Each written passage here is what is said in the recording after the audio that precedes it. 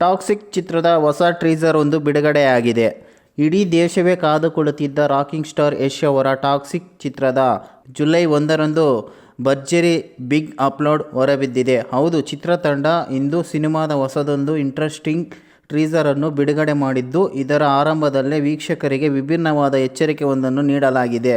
ಈ ಟ್ರೀಸರ್ ಅನ್ನು ಮಕ್ಕಳು ನೋಡಬಾರದು, ಪೋಷಕರು ಮಕ್ಕಳಿಗೆ ತೋರಿಸಬಾರದು ಎಂದು ವಯಸ್ಕರು ತಮ್ಮ ಸ್ವಂತ ಜವಾಬ್ದಾರಿಯ ಮೇಲೆ ನೋಡಬೇಕು ಎಂದು ವಾರ್ನಿಂಗ್ ಕಾರ್ಡ್ ಹಾಕುವ ಮೂಲಕ ಚಿತ್ರದ ಕಂಟೆಂಟ್ ಎಷ್ಟು ಬೋಲ್ಡ್ ಹಾಗೂ ರಾ ಆಗಿದೆ ಎಂಬುದನ್ನು ಚಿತ್ರತಂಡ ಸಾಬೀತುಪಡಿಸಿದೆ.